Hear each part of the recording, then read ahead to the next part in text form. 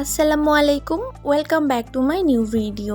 আজ তৈরি করে দেখাবো মাছের ডিম ভুনা রেসিপি। এইভাবে একবার মাছের ডিম রান্না করে দেখতে পারেন, খেতে অনেক বেশি মজা লাগে। এর জন্য আমি এখানে মাছের ডিম নিয়েছি। এখানে রুই মাছের ডিম নিয়েছি, ডিমটা ধুয়ে পরিষ্কার করে নিয়েছি। আর কিছু আলু এরকম লম্বা আর চিকন করে কেটে নিয়েছি। এখন একটা প্যানে দিব 1 কাপের একটু বেশি পরিমাণ পানি, সাথে দিব লবণ আর সামান্য একটু হলুদ দিয়ে পানিটাকে আগে ফুটতে দিব। পানি ফুটতে শুরু করলে ধুয়ে পরিষ্কার করে রাখা মাছের ডিমটা দিয়ে দিব। দিয়ে এখন 4 থেকে 5 মিনিট মতো ঢাকনা দিয়ে রেখে রান্না করে নিতে হবে, যাতে মাছের ডিমটা সেদ্ধ হয়ে যায়। 5 মিনিটের বেশি রাখা যাবে না, এরপরে উঠিয়ে নিব। এইভাবে সেদ্ধ করে মাছের ডিমটা রান্না করলে ডিমটা ভেঙে যাবে না। মাছের ডিমটা এইভাবে সেদ্ধ করে রান্না করলে খেতে অনেক বেশি মজা লাগে। এখন পছন্দ মতো শেপে এগুলোকে কেটে নিব। মাছের ডিমগুলোকে কেটে নিয়েছি, এখন রান্না করে নিব। এর জন্য একটা প্যানে দিব 2 টেবিল চামচ রান্নার তেল, সাথে দিব হাফ কাপ পেঁয়াজ কুচি আর কিছু কাঁচামরিচ লম্বা করে কেটে নিয়েছি, সেইগুলো দিয়ে দিব। এখন পেঁয়াজটাকে নরম হওয়া পর্যন্ত খুব ভালো মতো ভেজে নিতে হবে। এখন সামান্য একটু পানি এর মধ্যে অ্যাড করব।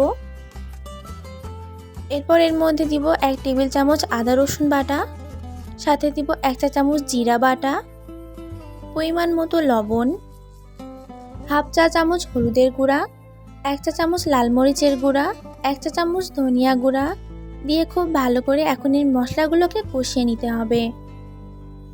আদা রসুনের কাঁচা গন্ধ যাওয়া পর্যন্ত খুব ভালো করে কষিয়ে নিয়েছি। এখন এর মধ্যে দিব 1 কাপ টমেটো কুচি।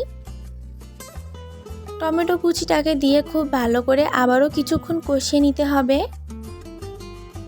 এই পর্যায়ে আবারও সামান্য একটু পানি দিয়ে টমেটোটাকে খুব ভালো করে মশলার সঙ্গে কষিয়ে নিব। মশলাটার এক পর্যায়ে যখন তেলটা ছেড়ে দিবে, তখন কেটে রাখা আলুগুলো এর মধ্যে দিয়ে দিতে হবে। আলুগুলো দিয়ে আবারও খুব ভালো করে মশলার সঙ্গে কষিয়ে নিব। এমনভাবে আলুটা কষাতে হবে যাতে 50% আলু সেদ্ধ হয়ে যায়। খুব ভালো মতো করে আলু মশলার সঙ্গে কষিয়ে নিয়েছি। এখন এর মধ্যে দিব 1.5 কাপ পরিমাণ পানি। এখন পানিতে বলক আসা পর্যন্ত এটাকে ঢেকে রান্না করে নিব। তরকারিতে বলক চলে এসেছে, এখন এর মধ্যে সেদ্ধ করে রাখা মাছের ডিমগুলোকে দিয়ে দিতে হবে। ডিমগুলোকে খুব ভালো করে নেড়েচেড়ে এর সঙ্গে মিশিয়ে ঢাকনা দিয়ে রান্না করতে হবে। এরই মাঝে কয়েকবার করে ঢাকনা উঠিয়ে আলতো হাতে এটাকে নেড়েচেড়ে নিতে হবে। ঝোলটা প্রায় অনেকটাই শুকিয়ে এসেছে। এখন এর মধ্যে দিব হাফ চা চামচ জিরা গুঁড়া।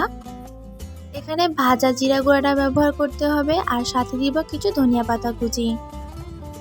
ধনিয়া পাতাটা দিয়ে 3 থেকে 4 মিনিট একটু রান্না করে নিব। এই পর্যায়ে দেখুন এর ঝোলটা অনেকটা কমে গেছে।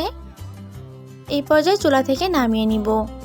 দেখতেই পাচ্ছেন ডিমগুলো কিন্তু আস্তই আছে, দেখতে যেমন সুন্দর হয়েছে, মাশাআল্লাহ খেতে অনেক বেশি মজা হয়েছে। চাইলে এইভাবে মাছের ডিম রান্না করে দেখতে পারেন, আশা করি অনেক বেশি ভালো লাগবে। দেখা হবে নতুন আরেকটি ভিডিওতে। আল্লাহ হাফেজ।